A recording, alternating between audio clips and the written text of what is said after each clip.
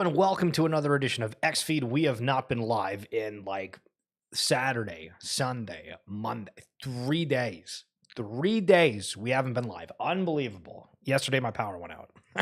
We got it back though, so we are a-okay. Hope you guys have been having a phenomenal week. Obviously, we are hitting the midweek as of tomorrow, and we might have to do 2 streams tomorrow or potentially the next day because wow. As per usual, we are just having headline happening.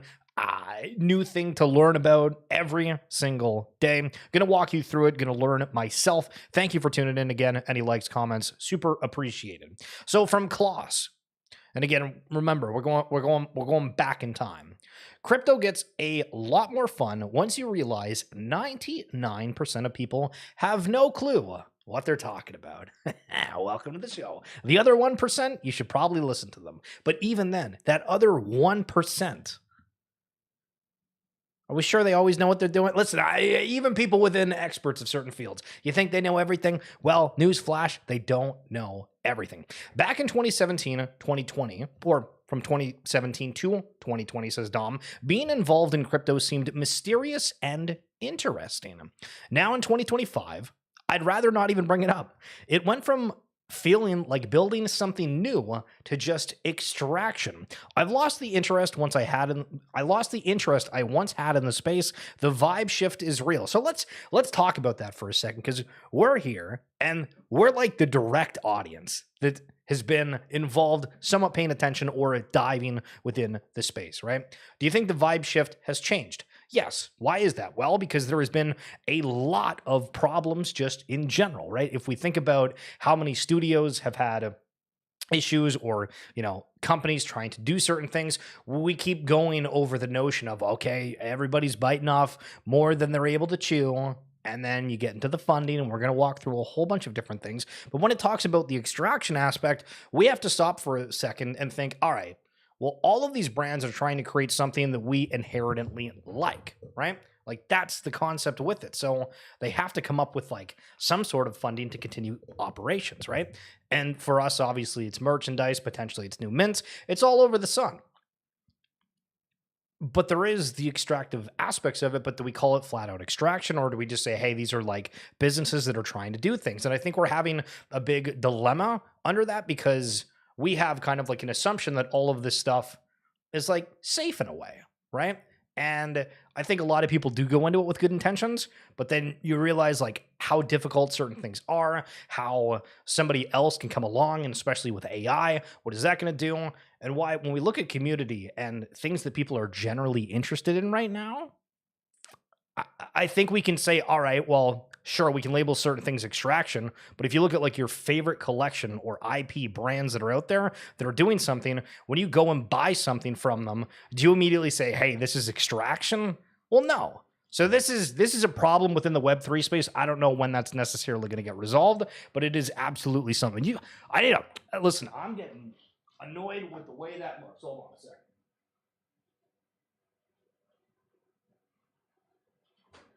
Sorry, that was driving me nuts. Anytime that I moved, you can see the end of you can still see the end of it. What are we doing?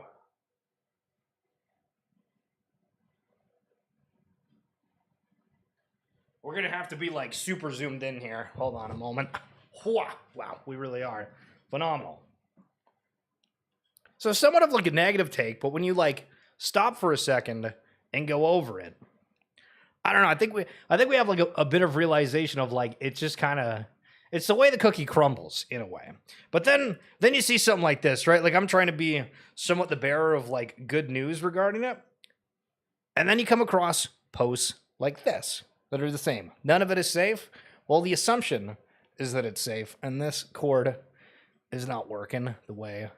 We're just going to leave that one out. Phenomenal. Pickle, good to see you. And we are going to go through that.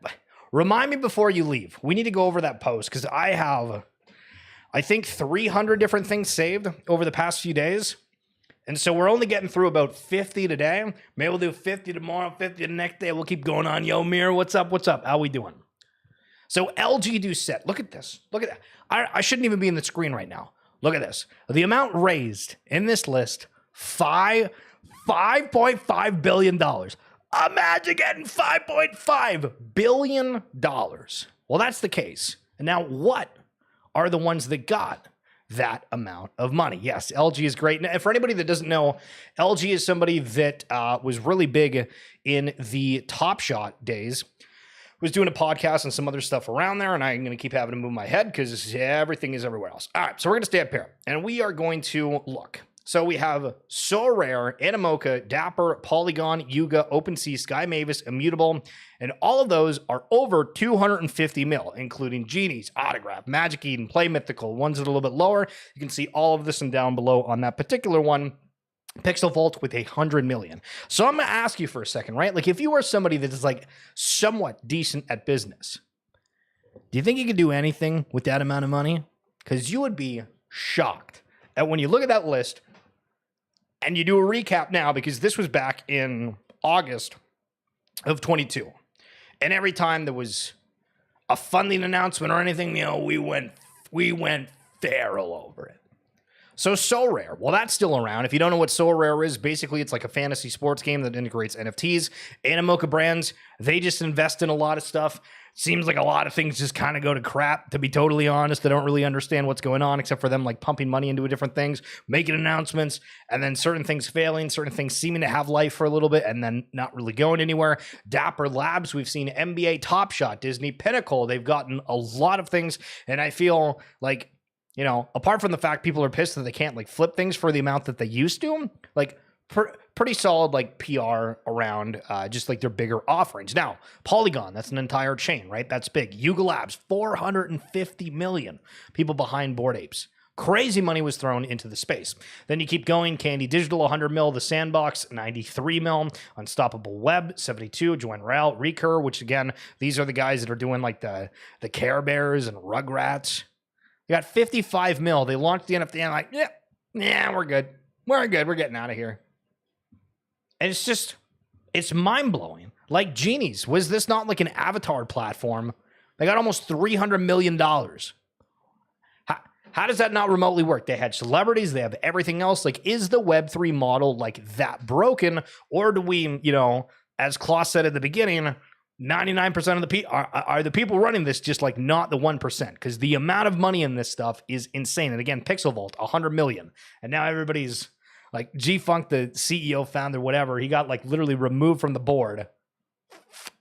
And then we have the Futureverse stuff as well, right? Like, let's not forget about like personal things we've been covering for a little bit. Same as Parallel, V-Friends. Both of those ones are still around. Recur is not, but like, jeez Louise. And back from the day, too, this one might be kind of cool for you. The local Zoomias. Atom Bomb Squad. Yo, you guys remember this mint? Absolutely crazy times back in the day. So have you looked up Hive Mapper before? So in the RWA Segments podcast, we did a conversation with Patrick Bush a while ago. Now, he wasn't from Hive Mapper, but he was really into everything regarding DeepIn. And if you're wanting to listen to any of the podcasts that I'm doing from that, again, check out the link in the description below if you're watching on YouTube or in my bio on X. But Hive Mapper, when people say DeepIn, Decentralized Physical Infrastructure Network, what the hell are they talking about? Well, in one case, it could be Hive Mapper. And when I looked at reading this, trying to be like, okay, let's like present this, I felt kind of stupid. Like I was like, I don't really know if this like makes sense or if I can verbalize what it is. So join me in this and we can kind of find out together, okay? So Hive Mapper, we build fresher maps for humanity. Okay, when we talk about maps, we're thinking like Google Map, right? Apple Map, whatever like app or map app. Okay, cool. Join a decentralized global community of mappers. Earn rewards, okay, so we can help with mapping things out. Change the world. Built on Solana, the home of DeepIn. All right, so we got kind of a crypto aspect. This is about mapping. Let me look and see sort of what the offering is here. So the B membership. All right, we see like a camera. We know this is DeepIn. It's on Solana. An all-in-one AI camera, LTE data plan, and Beekeeper software, Sapely, visibility, insights. Great, the three pillars. So $19 per membership per month, 24-month contract billed monthly, LTE data plan, Beekeeper. All right, how does this help with mapping? And this is where when I've made all these comments about certain websites, and it just feels like, why am I confused when I look at these things? So it's like, okay, so I'm paying $19.99 a month. I'm getting like A cell phone signal. I don't really get what I'm mapping. AI trusted for every mile, from mapping giants to fleet innovators, B-Power, safer roads, and fresher maps. And there's a whole bunch of different brands going across the stream. Purpose-built, AI at the edge. B is a dash-mounted AI camera designed for driver safety and mapping, compact, connected, and built for road intelligence. So AI-powered tools that protect drivers, simplify operations, and keep your maps fresh. So it's got trips, where you can get a complete history of routes, stops, and incidents. Road intelligence, enriched map data from gas prices to height restrictions. Incidents, automatically flags risky driving and on-road incidents. Live monitoring, real-time visibility into driver locations anywhere. You get reports, where it shows like your fleet drove 14.367 miles today, up 3.9% from yesterday. Roadwear, fresh maps, yeah. But so as we're going through this, do you not feel like, okay, so we were talking about how we were mapping things, and now this is something that like I would use to help if I'm in like a trucking business to get somewhere, or maybe if I'm in a car. And there's different things that go through. But is it not like sort of confusing? And that's the part where I'm just like, I don't know what to think. Because I think that you're supposed to get like some kind of reward from using this, but then there's like a $19.99 membership. But then I thought there was something before me buy. And you see, like, I don't know. So hopefully I'm going to reach out to somebody from that team and get an idea of what that is. And I think that never mind. This is just more BMapper stuff. So Horizen Labs, let's go down like a list of just random things that we forgot about. Horizen Labs. Do you know the Muffin Man? The Muffin Man. A little bit of Shrek for you. So Horizen Labs, building your Web3 reality. Experts in zero-knowledge cryptography, a whole bunch of other stuff. But they were the ones that created ApeCoin. Well, helped market that, helped get it out there. So at a time, if you remember back when ApeCoin came out, Horizen Labs was the alpha. If you were somebody that was out launching a token, you would work with Horizen Labs. And this is actually a great reference for anybody that's into token works or NFT strategies, where we're seeing these NFT teams come out and say, hey, guys over at TokenWorks, we'd love to do like a token launch through you guys because of like your system. So people would go out and hire Horizen Labs back when, you're building a blockchain, new coin, whatever the hell it was. And they were like option number one because Yuga Labs, when ApeCoin came out, if you remember, went up to like $22.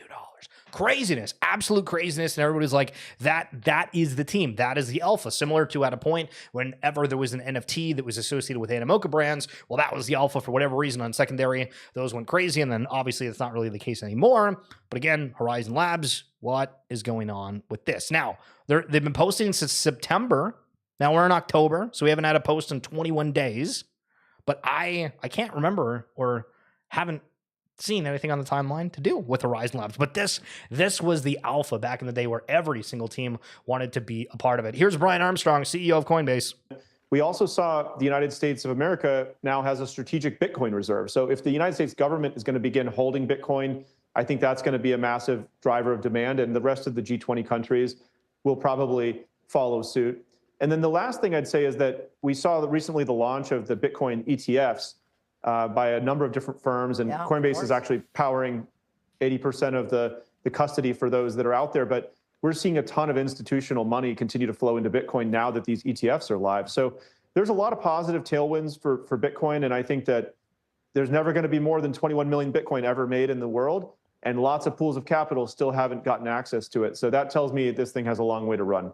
Okay, we like a little bit of bullishness in the afternoon from the CEO at Coinbase. Nice little plug there, eh? Yeah, everybody's got ETFs, about 80% of them are with Coinbase. Sort of funny. Now, at the same time, if you forget, just a few days ago, gold was absolutely soaring to heights never previously seen before, and we saw lineups around the globe of people going out to buy jewelry. And this is out in Vietnam, as an example, people just rushing to the store to buy. So the question with this, if I can pose one to you, is maybe there's two ways to look at this. There's probably more, but let's say for argument's sake that either one, people are going to buy gold because they think that the basement of currencies, and they're like, hey, we want to go, buy gold because it's a different asset.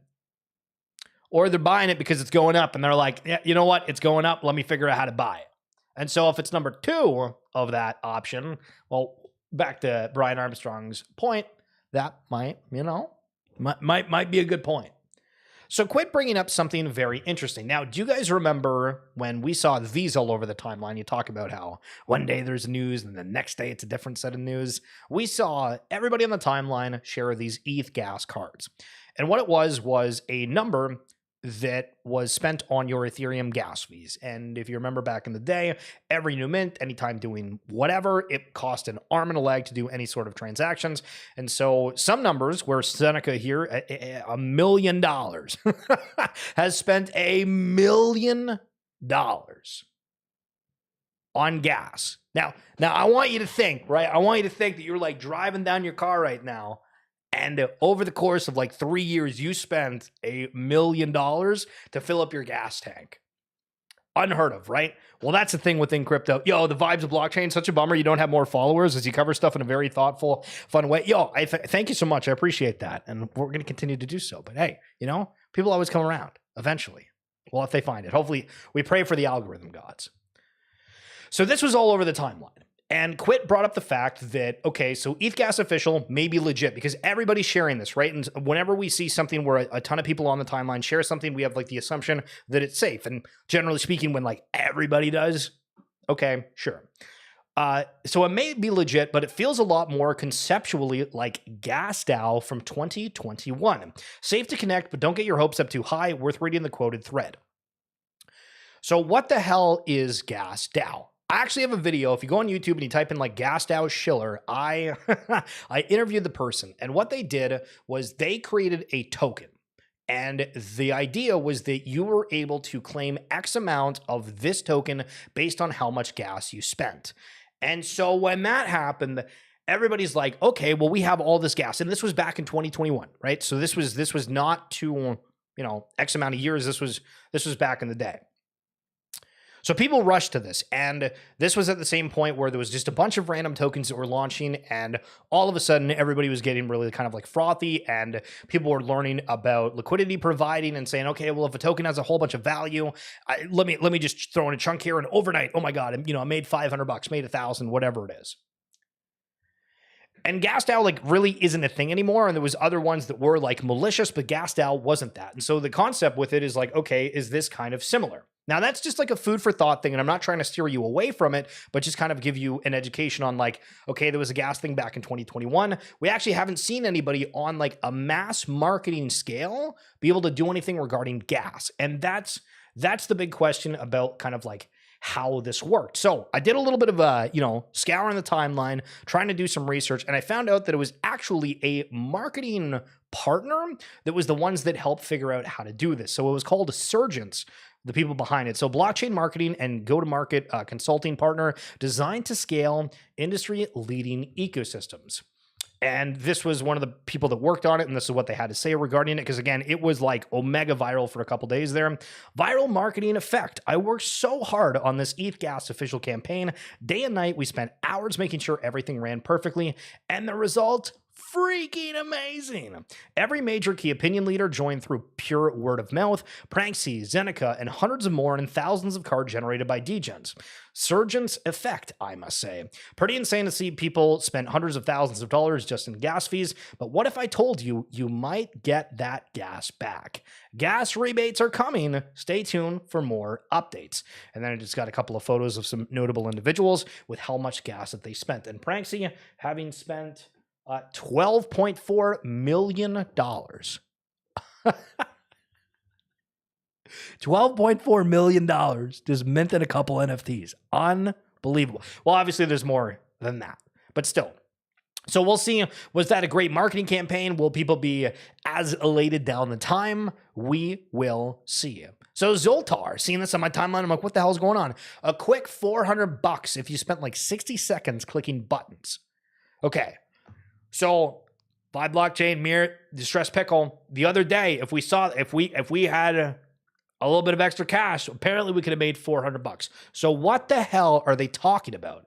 Well, they're talking about the Panini Blockchain cards. So remember, we've got multiple different sports where NHL Breakaway. There's MLS Quest, even though MLS Quest like doesn't really do anything. There is NBA Top Shot. There is SoRare. There, we can go down the list and we're seeing all these different ones. And we highlighted the other day where Panini, they really need to make their blockchain thing work because they just lost the Topps NBA physical card license to Topps. Or yeah, Panini lost it to Topps. And so we've seen all these like mega sales. And you can see here, I think this is NASCAR, by the way. So we now have NASCAR that's entering the space through these collectible cards or NFTs. And so have you ever actually gone to the site and seen? Well, maybe this is your first look at it. Own your piece of sports history. NFL, WNBA, NASCAR, La Liga, LFP, FIFA, and I think there's some other thing within there, but shop the latest pack drops. If we were going to go and see this one, the NASCAR, $20. People were out there flipping it. So is this going to be something that people are now going to be paying attention to? As if, like, let's just go over to soccer here for a second and say what these ones look like. It doesn't show anything on there. Oh, it's down here. Sorry. So for certain packs, I guess you can still buy for like 100 points. But for the ones that cost a dollar amount, which my face is in the way, you can see that it's $25. So $25 a pack right now. Maybe something to keep an eye on for Panini, as again, sports could end up being massive. And crazy sales, not even a special gold third or fourth year for Steph Curry, but a Steph Curry, one of those Panini's cards sold for $15,000. So are these digital ones having a bit more value than we think? Are people jumping on board? Is this teams being like, hey, we need to bring some like marketing awareness around there, throw a couple grand and buy in a big moment? Then you got Chiller talking about it. There was lovely audience of vibes, Mirror and Distress Pickle. Yeah, that's what we're talking about. That's what we're talking about. And Drew Austin introduced a buddy to digital sports cards, was blown away that he was able to rip a pack and sell it minutes later without any hassle. Everyone will understand this eventually. And that's the thing, right? If you want to buy these collectibles and you're like, you know what? I want to kind of hold these, but I don't want to go and like do it. So example, right? I got a haircut today. Hope you guys like it, you know, just for you, of course. And the hairdresser is telling me, yeah, so I'm like selling hundreds and hundreds of old albums. And I'm trying to do them in like bulk deals and saying, hey, you know, you can buy X amount of albums for this amount. And everybody's responding to him saying, you know what? I'll take that one. I'll take that one. He's like, man, you know what? It pisses me off a little bit because I just kind of want them to move. But like letting people buy these individual ones, I think I'm going to end up like making more money, but it's going to be slower. And I'm like, you know how easy it is to trade, transact, whatever within the crypto space. Now, obviously, it's not going to be the same where you have that physical album, you know, have to deal with all of that. But for certain stuff, which we just say, hey, we want to collect it online. Sports, listen, I think that absolutely can be the gateway depending on how things go. Justin Ripple to raise at least $1 billion to purchase XRP, and we're still waiting for those ETF announcements. I think about 4 or 5 of them are for XRP. We're hearing the US admin is potentially going back to work, which potentially speeds up that process because if the government wasn't in, it sounds like that progress wouldn't be happening. So we'll kind of see. Now you get a little bit of an opportunity to judge. So ApeFest, here's a couple of merch and dice items for ApeFest. So they have the Hawaiian M1 shirt. So if you've ever seen Bored Apes on the Mutant Apes, one of the traits is the Hawaiian shirt, which I love the fact that they did that. I think that's very, very clever. They have the Parrot plushie, the ApeFest ring, and then Curtis T by Boring merch. Not bad. Not bad. Listen, I do kind of like the parrot and partial to birds for sure. The ring, I feel like I need to feel it. I don't know if it looks like as swanky on here. I've seen the shirt in like big graphic, and like the graphic on it is really, really cool. And I feel like the Hawaiian shirt is cool, but there's no birds on it. It's just like fallen leaves, not to be confused with like Billy Talent. You know, like fallen leaves, fallen leaves. I don't remember the lyrics. You know what I mean? Billy Talent, hell yeah. Hot take: Yuga Labs, Pudgy Penguins, Doodles, and Azuki should all come together and as a collective migrate their collections to contracts that enforce royalties. Listen, I don't even care about like the contract royalty thing. Like, take this all out and just say they should come together to try to, like, you know, support each other and show the whole aspect of us coming. Remember how much we say community? Yo, Peckham, look, we got to go on a community rant here. Think of the amount of people that you have met if you've been in the space for a little bit, right? It's always community, community, community, community. That's like 90% of what we have if these bigger entities end up blowing up like Futureverse did and some of this other stuff, right? right? You just have the community. So why not bring everybody from the community in the community center? And sure, if you want to enforce royalties, sure. But how the hell can we bring everybody collectively together? That is the question. So this is super cool. I just thought I would bring it up to share a little timeline cleanser. I saw this from D Farmer. Insane scientific breakthrough for all brain degenerative diseases and Alzheimer in particular. Beautiful. So apparently there was like a major breakthrough in Alzheimer's research, and that, listen, awesome news of the day. D's saying bought a token called Pain Strategy and expected to not be in pain. Classic. So XCOPY, one of crypto's biggest artists, with some astronomical sales. We saw ones going for a lot of money. 3 mil plus a crypto punk hoodie, a hoodie crypto punk. So you got to make sure that you're saying the words right, because otherwise you just get way out of tune. As of last week, if you remember, that deal got brokered.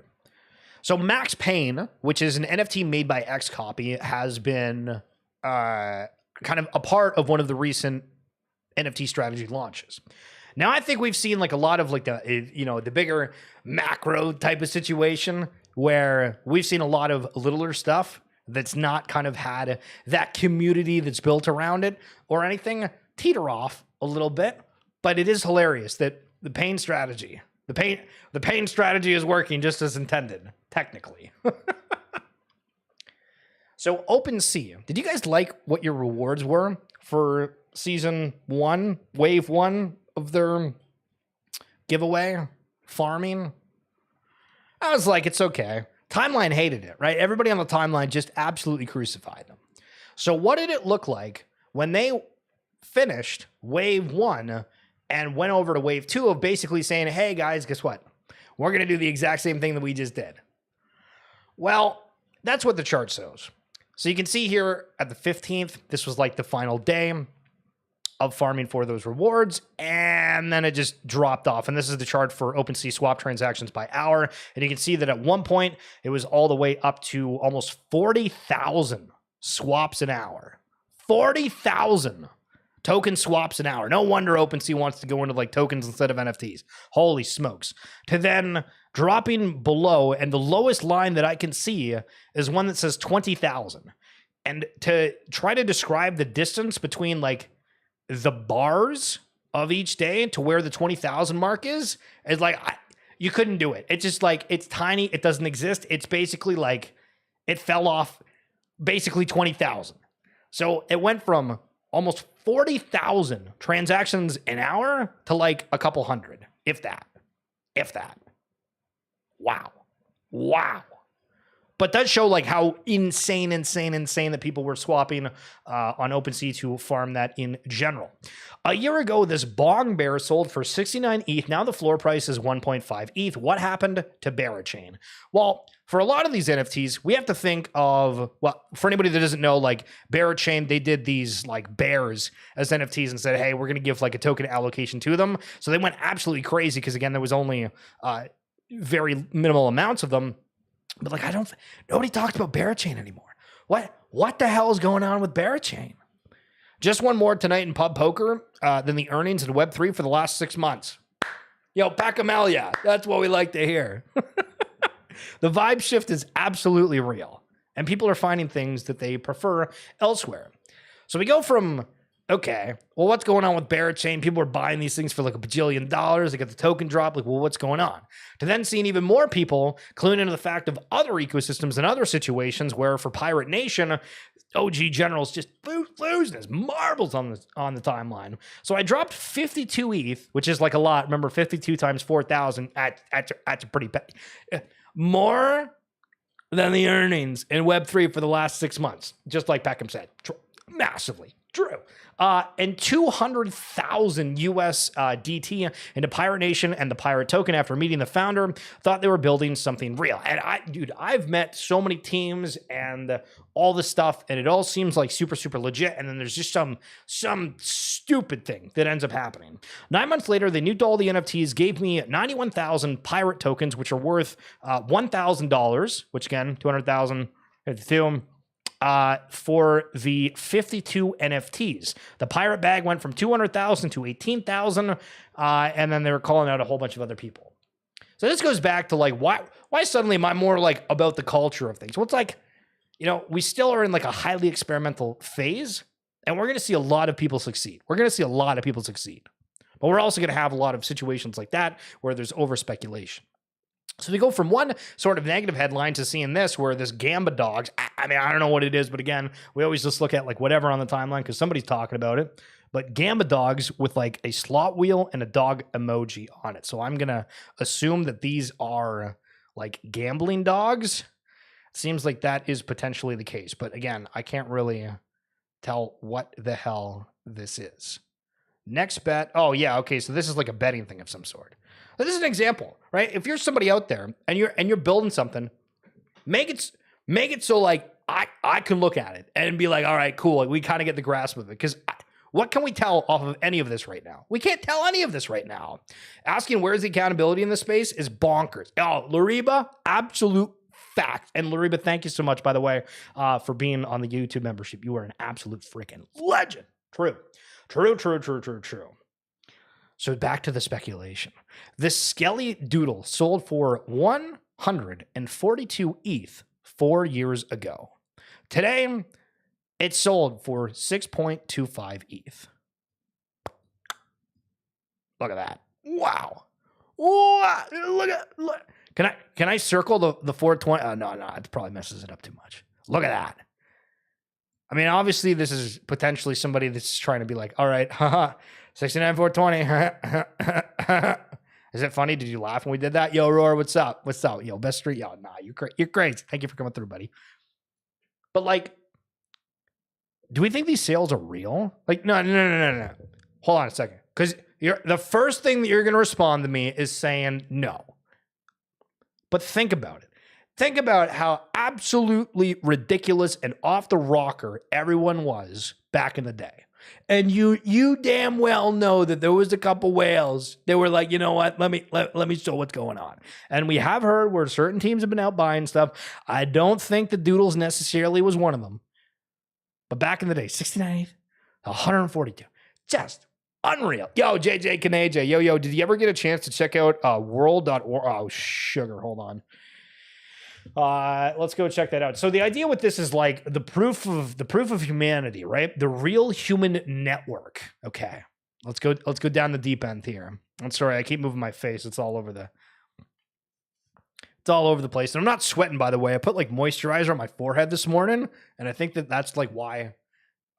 Yeah, it looks shy. Yo, we're shy. We're just glowing. Universe proof of human, finance and connection for every human. A priority lane for humans online. World ID ensures secure access to things only humans, not bots, should have access to, like financial services, concert ticket sales, dating apps, and video games. Okay. Well, let's read this again. Okay, so imagine you're a bot, okay?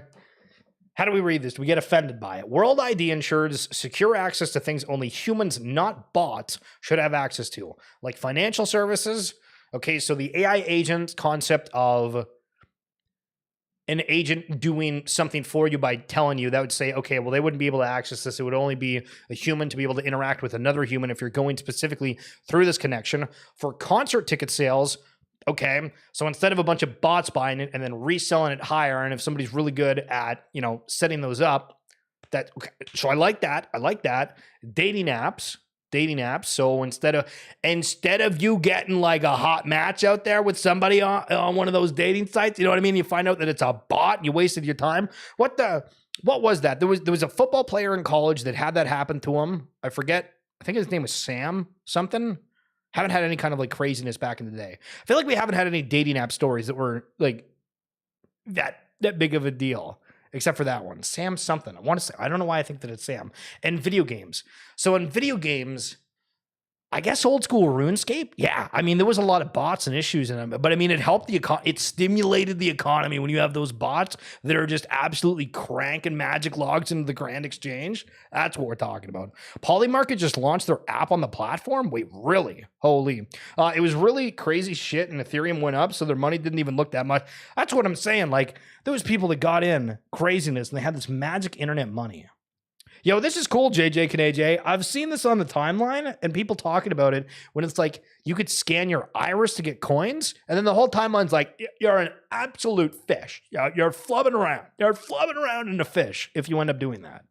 But then you think about like the concept of it, right? Like, okay, giving people like personal information or this or that, like it feels overbearing. But then when you stop and say, all right, well, if this is to prevent random ass bot comments under every single post on social media, and you don't have to pay $1 bajillion if you're wanting to go see Taylor Swift on the Eras tour, you know, like listen, there's the Swifties out there, they're going to be WorldCoin maxis. True. The match group Tinder Plenty of Fish have partnerships with World as well.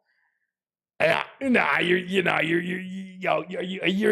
This is the fisherman. That's the fisherman. Razor's partnerships with World as well for gaming.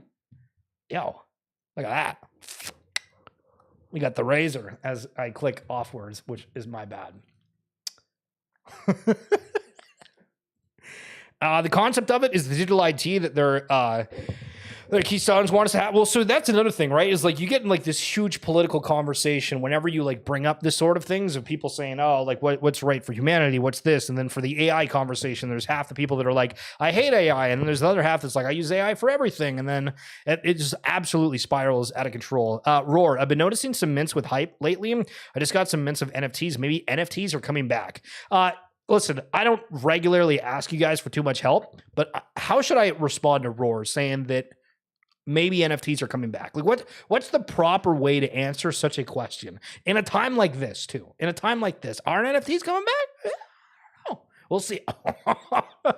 Okay. So I'm going to bring up a couple different headlines because I don't want to let you guys go just yet. But the first one I looked at was just absolutely disastrous. The second one, equally as disastrous. Let me keep scrolling through here. Oh, yeah. Did you guys watch the Blue Jays game the other day? Yo, Toronto versus the Los Angeles Dodgers. What an absolute classic for the World Series. Unbelievable. Unbelievable. We're also going to write a letter because I needed to read this at some point. So this is going to be like me doing research when I probably shouldn't do it on stream, or maybe I should. But we're going to do that because there was one thing that was crazy. Oh, we got to talk about the up-only big PR, the podcast purchase. What a world. And we'll connect to why that is. What else do we want to talk about on here? Oh, so Ronin Network, their buyback bot. We still have just everybody's doing these buybacks. It's like literally the biggest thing since sliced bread. At least for the crypto space. At least for the crypto space. Oh, and then Pudgy Penguins apparently hired the world's highest IQ person to be on their team. That's a flex. That's a flex. We have screenshots of people buying certain cryptos when they crossed $100. So we got to take more screenshots. We got to document things a little bit better. That it. Oh yeah. We gotta. So Bloomberg too, dude. These like mainstream news outlets that cover crypto are just absolutely hilarious. Okay, let me read chat. I'll leave this up here for a second. So if you have anything else you want to type, it'll show up. I remember a guy just throwing money on mints, selling low rarity traits for floor while they were hot and making the bank on the rare ones, just algorithmically chosen JPEGs. Later he went into FV. Oh, how people would change things that they did. Okay, so let's talk about that for a second, though, of mints back in the day, because one of the tools that we used to have was these platforms that would tell you or show you what the NFT you were about to reveal was. So if you minted something, you would go to the site, you usually had to buy whatever their membership was, but it would show and say, hey, you've gotten, maybe rank number 4 rarity, but it wasn't revealed for everyone, only people that bought that membership. So they'd be like, oh my God, we have the details. We're going to list this one really high, or we're not going to sell it, or hey, look, we can figure out which one's which, and then go and purchase the ones of people just like flipping, thinking that they're not going to pull anything rare, but we know exactly what it is. There was a lot of shenanigans back in the day. It was pretty crazy. Not coming back, says Peckham, okay. I wish NFTs would be cool again. I think that the problem, first of all, we still call it an NFT. Number 2, I think that just like it's still one of those things where like you have to have iterations. You have to see what's going to happen. The current nature of what they are is going to change massively. So you have like a couple different problems back. They're coming back, but they aren't. Yeah, they're coming back, but maybe in a different way. I think those are right. I'm going to Game 3 World Series. Yo, JJ Canadze, attaboy. Love to hear it. I always loved buybacks, Roar. I've been saying buybacks were necessary since 2 years ago or more. I love these recent buybacks. Well, are we talking for the network tokens, or are we talking about for NFTs? Because I can't really think of any teams that have done buybacks of NFTs except for like Futureverse when they took the fluff floor from like 0.2 to an ETH in like a single sweep for no reason at all. It was like, just put out bids, buy these like, 5, 10 a day, and that's going to be way more effective. Because like a week after they did that, the floor was already crashing back down. But people got FOMO over it. Buyback, less coins in circulation. It's mostly BS. Yeah, well, listen, all right. Here's mostly BS. Kadena announces, in quotes, "We regret to announce that the Kadena organization is no longer able to continue business operations and will be ceasing all business activity and active maintenance of the Kadena blockchain immediately." Active maintenance? What? Oh, okay, never mind. Sorry. I thought they were saying they were going in active maintenance, but they're just saying we're not updating anything. It's done. It's done. It's just straight up done. And that's tough. And where it comes back to, all right, the people that have some sort of, legacy, culture, community, something that's not necessarily about achieving a certain thing. It's about good vibes. Makes a difference. Wrote in all the projects, tokens, NFTs, whatever they buy back and burn to the deep holy fire. Hell yeah. Remember those male and female bunnies with possibilities? Yeah. The breeding concept, how we haven't seen anything. So just a note, if you guys do want to join the Discord, I need to be way better. Listen, if you're gonna red card me for one thing, it is the fact that I am not in the Discord as often. And that's not because I don't want to be. I need to do it more. Straight up, I need to do it more. I'm not thinking about it. But if you want to join, discord.gg/Schiller. Now, it says 2022 in here, and you want to know why that is? Because Distress Pickle tagged me in this today, so that guy's scouring the timeline, finding the goods, and thank God you did, because this one is an absolute beauty. So back in March 18th of 2022, what the hell did I say a few years back? Going to make a thread of different projects. Keep checking back in. Also come and hang in the Discord, which again, discord.gg/Schiller. So Gutter Cat Gang. Do you remember this? The gutter juice. These were little canisters that were digital. And you could use this gutter juice to get a gutter rat, a gutter cat, a gutter dog.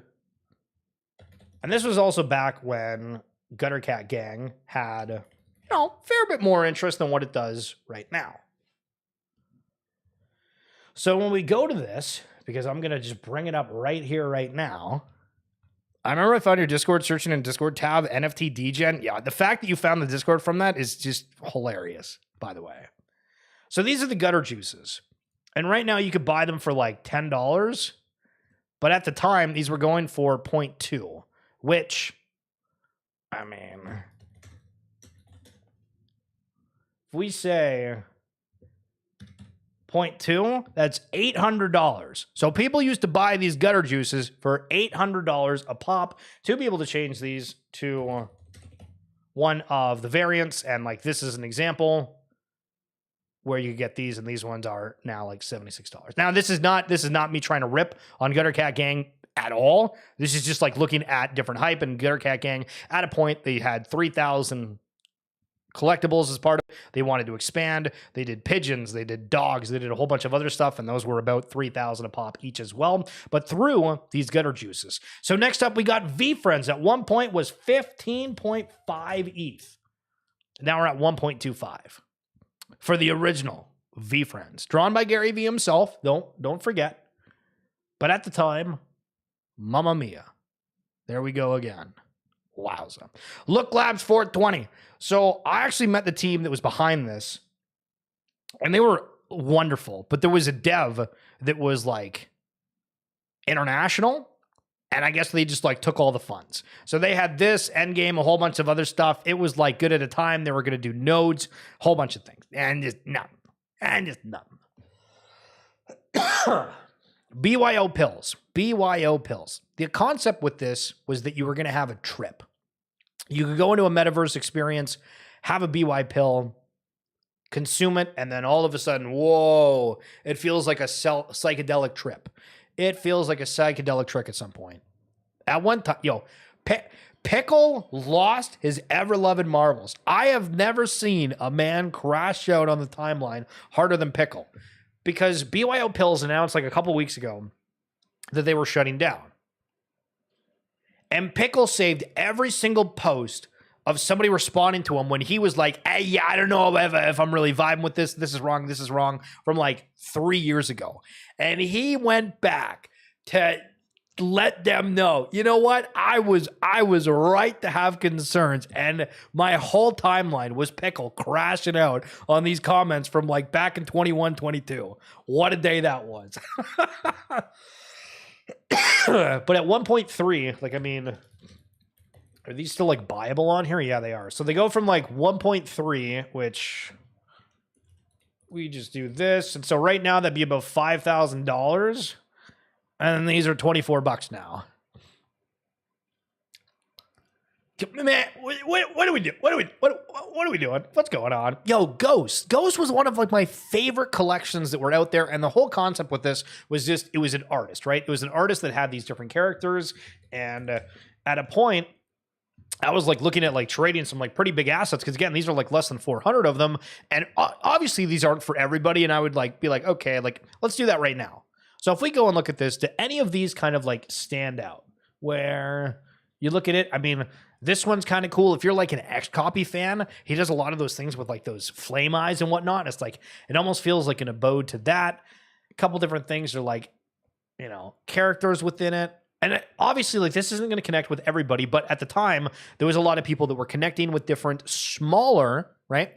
Smaller creators, having that community, being like, hey, we're not jumping into like the big 10,000 collections, like the Pudgy Penguins, the Bored Apes. We want something that's more meaningful, something that's more emotional. Can we evoke something of the angels through this? Or whatever it is, right? And so Ghost was like this really cool collection. And they were going for unreal amounts. But right now, you can buy like the cheapest one for $1,000, but at one point, 6.9. And again, I'm not dissing these people. We're just looking back to like almost $30,000 for one of those back in the day. And it was mainly just to have like a social profile, right? Like anyone that had a Ghost was rocking it as a profile for the most part. I think my biggest gripe with NFTs was the lack of real world utility. Cool Cats was such a cool concept. Yeah, I agree. I mean, to think about it, most of them have just done like merch. Some have done live events. Gutter Cat Gang, they did some Vegas deals as well. So Stoner Cats, this collection, you can't even find it anymore unless you go over to like Magic Eden, I think, because OpenSea had it delisted. This was a collection that was made by Ashton Kutcher and Mila Kunis. They had Vitalik Buterin, Chris Rock, a whole bunch of very, very notable names. You can watch the series on YouTube right now for free if you're wanting to have an experience of Web3 history. But they got sued by like the SEC. This was like one of the only collections that actually did anything, and they got sued by the SEC. Unreal. Okay, Deadheads. Deadheads was a super, super cool collection where simply they were just like little characters. And they were building these animations off of like different characters. And that's just basically what it was. But they were doing it. They had a whole series. They still do like really, really short form ones. But Deadheads was, you know, I think just a really cool collection. So Swampfurs. I don't know why, but these pixelated frogs were going for insane amounts of money. So if we take a look, these did 7,000 ETH in volume. 7,000. Oh, let's check that out. That is, whoa, no way. $27 million of people buying and selling these frogs.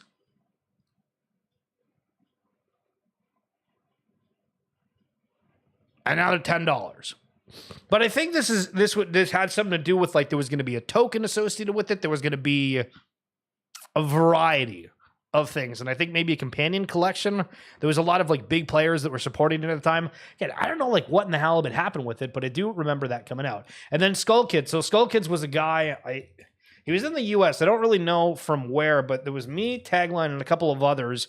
Jeremy was in it. I think JVB was, where it was a guy that was doing the concept of, on an NFT, like a Bored Ape, you have sort of like the basic ape character, and then you add traits to it. And so same concept here, where we have like an Ash Ketchum version of like what the Skull Kid base layer is. There's, a chef, there's a hooded character, there's a fisherman, there's a beady character, there's like that. Is this like not the dude from World of Warcraft? What the hell are they called? It wasn't Doom. I know that they called it Doom, but there was some like green, like shorter guy that was a big hoopla within the World of Warcraft world. But anyway, so that was a collection back in the day. He's actually a tattooist now or something, so I don't know if they're doing anything with the collection, but like, listen, we could go on for days of the randomness that have happened over the past several years within NFTs, and all of this stuff is history. Because everything we talk about right now, the only people that probably care about that are people that want to learn about like the evolution of the space and people that lived it for that nostalgia kick. But that's going to be it for this edition of XFeed. Holy smokes. I hope you guys enjoyed that. If you're wanting more of this, again, feel free to check out the live streams. If you're watching on X, feel free to go back through the timeline. You'll see ones from the previous week. We've been doing this for 2+ years. And it's, we get to relive every single day, just how we did today, but of all the happenings and all the shenanigans. It's phenomenal. But Distress Pickle, JJ Kanaje, thank you for the shout on the World Coin. That was a fun little session. Peckham, I absolutely love to see you here when you're coming through live. Pickle, when you tagged me in that, little stalkerish, but you know what? I respect it, and I'm glad that I was able to tell you face to face that was the funniest shit ever when you were absolutely lacing the BYO pills. Bull posters from back in the day. Love it. Vibes on Blockchain. Thank you for the compliment and coming on through. Really appreciate it. Roar, as per usual. I need to get back to your messages. Thank you for sending them. I hope you have a wonderful rest of your day. Who else do we have in here? Was that like pretty much everybody? JJ Kanaja. Yo, Loriba, and Mir. Thank you. We'll talk soon. Have a good one, guys. All right. Peace.